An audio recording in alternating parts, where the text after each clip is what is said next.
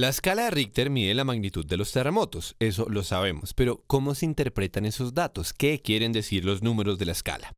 Por allá en 1935 el señor Richter se inventó una solución muy elegante para poder comparar los resultados de los sismógrafos. El problema era que un mismo terremoto quedaba registrado de formas distintas dependiendo de la ubicación del aparato de medición. Recordemos que un evento sísmico es causado por el movimiento de las placas tectónicas y lo que mide el sismógrafo es el movimiento en la superficie donde él está parado. Por eso es que sismógrafos ubicados a distancias diferentes producían resultados diferentes. La solución de Richter, dicho en términos toscos, fue diseñar un análisis para el dibujo que deja el sismógrafo. Se mide cuánto hay entre este punto y este punto, que habla de la distancia entre el epicentro y la ubicación del aparato.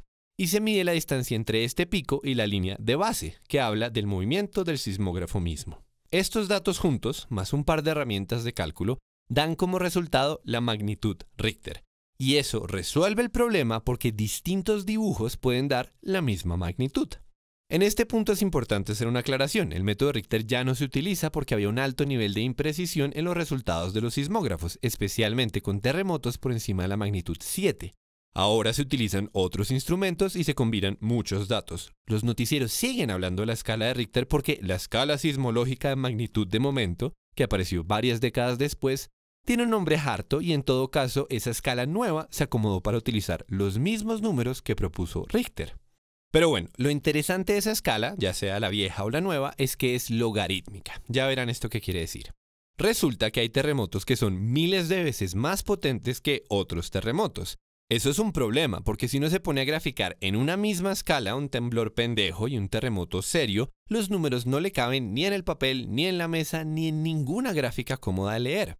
Es un poco lo que pasa con el sistema solar. Siempre dibujamos los planetas juntitos, pero la realidad es que hay tanta distancia entre Júpiter y Saturno que la única representación realista sería una en la que los planetas ni siquiera se ven porque son demasiado pequeños en comparación con el espacio vacío entre ellos. Pues bien, las escalas logarítmicas sirven para resolver esa dificultad. En lugar de contar de a 1, la escala de Richter, que es logarítmica, multiplica por 10. Cada número es 10 veces más grande que el anterior. Y dicho sea de paso, que el suelo se mueva 10 veces más brusco quiere decir que se liberó más o menos 32 veces la cantidad de energía. Claro, con respecto al punto anterior de la escala. Entonces, para que se hagan una idea, la magnitud 5 es 10.000 veces más grande que la magnitud 1. Continuando con esta lógica, la bomba de Hiroshima es de magnitud 6, mientras que el meteorito que aniquiló a los dinosaurios, se calcula, sería como un terremoto magnitud 13. Y basta con un terremoto magnitud 15 para destruir el planeta entero. Por supuesto, cuando uno se entera de esto, lo natural es mirar los números casi con morbo. O sea que el terremoto de Fukushima fue como 100 veces más grande que el terremoto de Haití. Sí, pero hay que hacer otra aclaración. Lo que nos interesa cuando vemos las noticias no es la cantidad de energía liberada por las placas tectónicas ni la magnitud objetiva del evento sísmico, sino la historia desde el punto de vista de las personas que sufrieron un terremoto. Uno quiere entender la dimensión del desastre. Y para eso, la escala de Richter, incluso la versión nueva, se queda corta. Básicamente, hay demasiados factores que deberíamos tener en cuenta. La presión, la profundidad, la distancia con respecto al epicentro, la fricción en la falla geológica, la composición del suelo, todo esto importa. Es muy diferente un terremoto que ocurre en el mar, al lado de una ciudad, a uno que ocurre en plena ciudad. Es muy diferente un terremoto en el DF, que está construida sobre gelatina, a un terremoto en Chicago. Incluso cuando las noticias dicen cuál fue el epicentro, uno queda más o menos en las mismas. Entonces, ¿qué nos queda de esta historia? Dos cosas.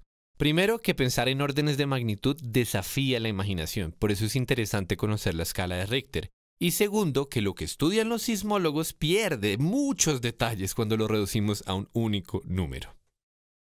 Si están interesados en explicar algo en un video como este, los invitamos a que nos visiten en magicmarkers.tv. Y si no, compártanlo, eso nos ayuda un montón.